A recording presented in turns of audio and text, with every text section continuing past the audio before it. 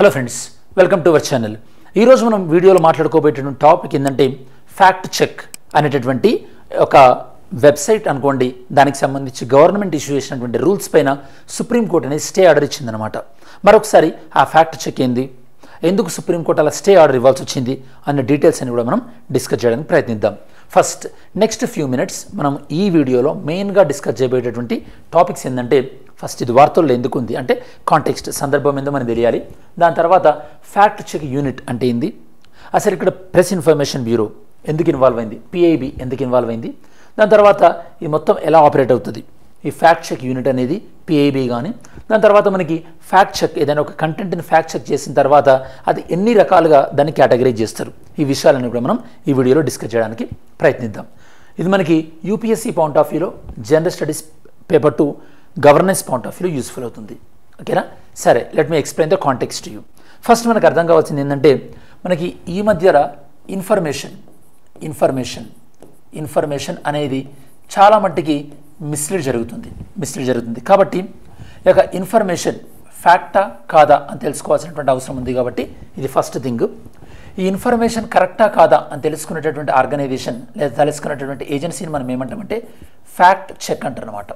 Fact check అంటే అది నిజమా కాదా, ఏదైనా గవర్నమెంట్ పాలసీస్ కానీ ఏదైనా సరే, కొన్ని సందర్భాలలో ఎక్కడో వేరే కంట్రీలో జరిగినటువంటి వరదల్ని మన దగ్గర జరిగినట్టు, ఫ్లడ్స్ జరిగినట్టు ఇలాంటివి చూపిస్తుంటారు కదా, ఫ్యాక్ట్ చెక్ అది చేస్తుంది అనమాట. నెక్స్ట్ ఈ వీడియోలో మనం ప్రధానంగా వినిపించేది ఏంటంటే, మనకి press information bureau of India, PIB, press information bureau, PIB. Okay, PIB.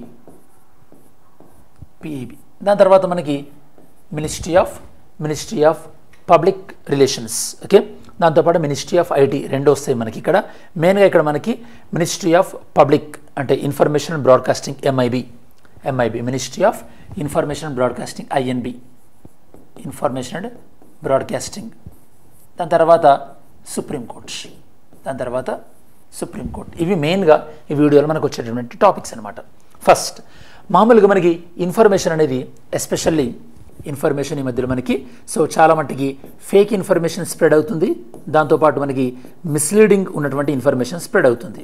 Okay, దేంట్లో సోషల్ మీడియాలో. ఓకే, కాబట్టి గవర్నమెంట్ ఆఫ్ ఇండియా ఏం చేసిందంటే, ఈ యొక్క ఏదైనా సరే ఇట్లాంటి ఫేక్ ఇన్ఫర్మేషన్ స్ప్రెడ్ అయినప్పుడు సోషల్ మీడియా యాక్షన్ తీసుకోకపోతే వాళ్ళపైన చర్యలు తీసుకోవడం జరుగుతుంది. అంటే వాళ్ళ లయబిలిటీ, వాళ్ళపైన చర్యలు తీసుకోవడం జరుగుతుంది అని చెప్పేసి గవర్నమెంట్ చెప్పింది. మరి ఇది ఫేకా కాదా అంటే, సోషల్ మీడియాలో వచ్చేది ఫేకా కాదా అని ఎవరు చెప్తారు గవర్నమెంట్కి, లేదా గవర్నమెంట్ ఎలా ఆర్డర్స్ ఇస్తుంది అంటే, ఒక ఇన్ఫర్మేషన్ ఫేకా కాదా అని చెప్పడానికి ఏర్పాటు చేసిందే మనకి ఫ్యాక్ట్ చెక్.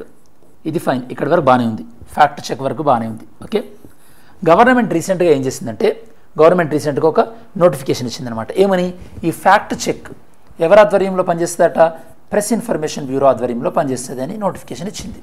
ఓకే, దీన్ని ఇక బాంబే హైకోర్టులో ఫస్ట్ ఛాలెంజ్ చేశారు.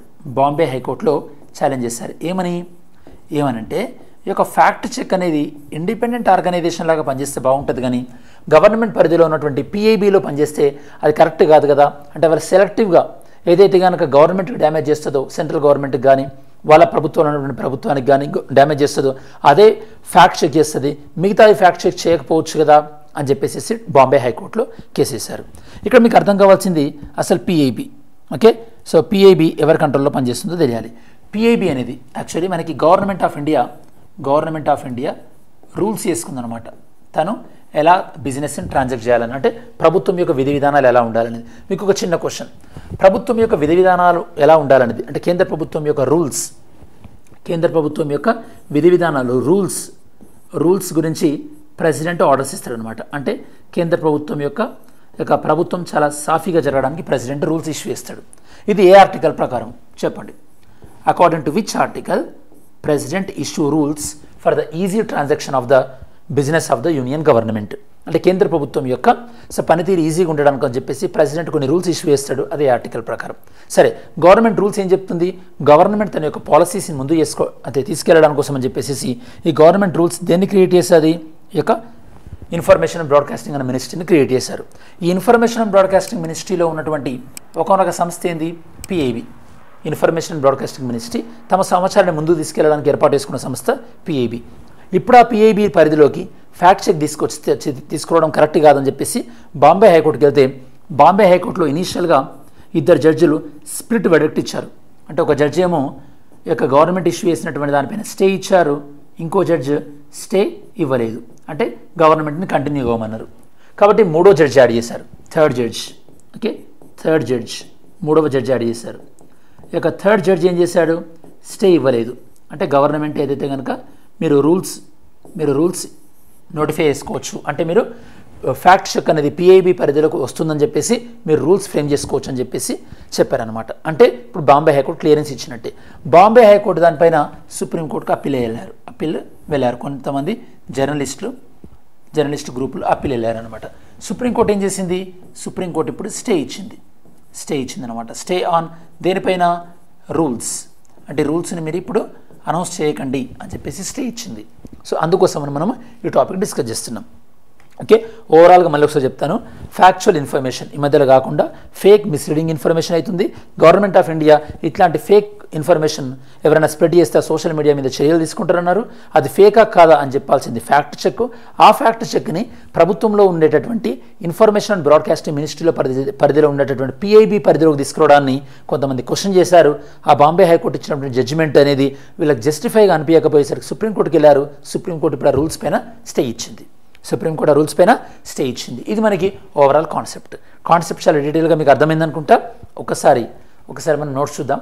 నోట్స్లో కూడా ఇదే ఉంటుంది. White is in news. Supreme court ఏం చేసింది, గవర్నమెంట్ ఈ యొక్క ఫ్యాక్ట్ చెక్ యూనిట్కి సంబంధించి ఇచ్చినటువంటి ఆర్డర్స్ ఏవైతే ఉన్నాయో దానిపైన స్టే ఇచ్చిందనమాట. ఇది మనకి ప్రెస్ ఇన్ఫర్మేషన్ బ్యూరో పరిధిలోకి వెళ్ళడాన్ని సవాల్ చేశారు. ఫ్యాక్ట్ చెక్ యూనిట్ ఇది మనకి ఐటీ రూల్స్ ప్రకారము ఏర్పాటు చేశారు. ఐటీ రూల్స్ ప్రకారమే ఈ యొక్క పిఐబి పరిధిలోకి చేస్తున్నట్టుగా అనౌన్స్ కూడా చేశారనమాట. ప్రెస్ ఇన్ఫర్మేషన్ బ్యూరో పరిధిలోకి తెస్తున్నట్టుగా. దాంతోపాటు గవర్నమెంట్ ఆఫ్ ఇండియా యొక్క రూల్స్ 1961 ప్రకారము ministry of information and broadcasting దీన్ని ఏర్పాటు చేశారు. దీనికి ఇచ్చినటువంటి ప్రధానమైన బాధ్యత ఏంటంటే ప్రభుత్వం యొక్క విధానాలను, ప్రభుత్వం తీసుకున్న నిర్ణయాలను ప్రజలకు కమ్యూనికేట్ ఇవ్వడం. దీని పరిధిలో పనిచేసేది ఏంటంటే మనకి ఈ యొక్క పిఐబి అనమాట. ఓకే, పిఐబిని చూసుకునేది మనకి ఈ యొక్క ప్రిన్సిపల్ డైరెక్టర్ జనరల్ ఉంటారనమాట. పిఐబికి తనే గవర్నమెంట్ యొక్క అఫీషియల్ స్పోక్స్ పర్సన్. ఆ ప్రిన్సిపల్ డైరెక్టర్ జనరల్ పిఐబి ఎవరు ఉంటారో వాళ్ళకి రిపోర్ట్ చేయాల్సింది ఎవరు, ఈ ఫ్యాక్ట్ చెక్ యూనిట్కి సంబంధించినటువంటి డీజీ కానీ ఏడీజీ ఎవరైతే ఉంటారో ఫ్యాక్ట్ చెక్ యూనిట్కి సంబంధించి వాళ్ళు వీళ్ళకి రిపోర్ట్ చేస్తారనమాట. ఓకే, సో ఈ యొక్క ప్రిన్సిపల్ డైరెక్టర్ జనరల్ ఆఫ్ పిఐబికి అప్పుడు పిఐబి ఇన్ఫర్మేషన్ హ్యాండిల్ చేసి దాన్ని వెరిఫై చేసి వాళ్ళ యొక్క అది పబ్లిష్ చేస్తారు ఇన్ఫర్మేషన్. ఆ ఇన్ఫర్మేషన్ అనేది ఫేకా, మిస్లీడింగా, ట్రూ అనేది. ఫేకా అంటే ఒకవేళ అది తప్పై దాన్ని తెలియక దాన్ని స్ప్రెడ్ చేశారనుకుంటే ఫేక్ అనమాట. తెలిసి ప్రజల్ని తప్పుదో పట్టించాలని స్ప్రెడ్ చేస్తే దాన్ని మనం మిస్లీడింగ్ అని అంటారనమాట. బాంబే హైకోర్టు ఏం జడ్జిమెంట్ చెప్పిందో ఆల్రెడీ ఎక్స్ప్లెయిన్ చేశాను నేను మీకు. ఈవెన్ సో దానిపైన ఇప్పుడు సుప్రీంకోర్టు ఏం జడ్జిమెంట్ ఏం అబ్జర్వేషన్స్ ఇచ్చిందో కూడా మనం డిస్కస్ చేయడం జరిగిందనమాట. బట్ ఓవరాల్గా ప్రతి వ్యక్తికి కూడా ఇన్ఫర్మేషన్ తెలుసుకునేటటువంటి స్వేచ్ఛ ఉంటుంది. దాంతోపాటు ఈ యొక్క తప్పుడు ఇన్ఫర్మేషన్ ఏదైతే ఉంటుందో దాన్ని ఖండించాల్సినటువంటి లేదా దాన్ని ఆపాల్సినటువంటి బాధ్యత కూడా ప్రభుత్వాలపైన ఉంటుంది. ఎందుకంటే ఎప్పుడైతే కనుక తప్పుడు ఇన్ఫర్మేషన్, రాంగ్ ఇన్ఫర్మేషన్ స్ప్రెడ్ అవుతుందో అది కొన్ని సందర్భాలలో కమ్యూనల్ వైలెన్స్ అంటే మత ఘర్షణకు కూడా దారితీసేటటువంటి అవకాశం ఉంది. మనం చాలా సందర్భాలలో చూసినాం రాంగ్గా ఇన్ఫర్మేషన్ స్ప్రెడ్ అయ్యి ఎలా అయిపోయిందని చెప్పేసి.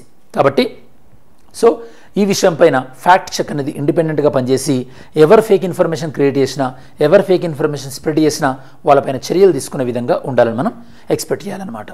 సరే, నిన్నటి వీడియోలో MCQ question. In the cities of our country, which among the following atmospheric gases are normally considered in calculating the value of air quality index? Air quality index ni మనం లెక్కించే విషయంలో ఏ గ్యాస్ని మనం పరిగణలోకి తీసుకుంటాం?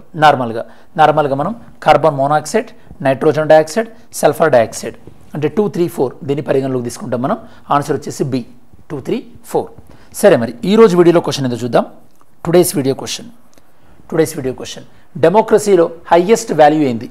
డెమోక్రసీ ఏది ఎక్స్పెక్ట్ చేస్తుంది? Intelligence and character of the ordinary man and people అంటే ప్రజలు వాళ్ళు ఇంటెలిజెంట్గా అవ్వడాన్ని ఎంకరేజ్ చేస్తుందా?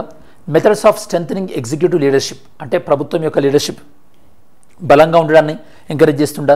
Superior individual with dynamism and vision అంటే ఇండివిజువల్ గొప్పగా ఉండేటట్టు చేస్తుందా? A band of dedicated party workers ఉండేలా చేస్తుందా? డెమోక్రసీ సుపీరియర్ వర్చ్యూ అనేది ఎందులో ఉంది, ఏ యాక్టివిటీలో ఉంది? Mains question. ఈ మధ్యలో మనకి సోషల్ మీడియాలో అనే ప్రభుత్వం అంటే ప్రజల యొక్క ఒపీనియన్ని మార్చడంలో చాలా కీలకమైనటువంటి పాత్ర పోషిస్తుంది.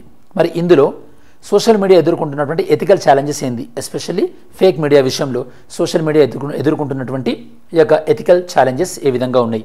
దీని మీద సూటబుల్ ఎగ్జాంపుల్స్తో మీ ఆర్గ్యుమెంట్ని సపోర్ట్ చేయండి అని చెప్పేసి మెయిన్స్ క్వశ్చన్.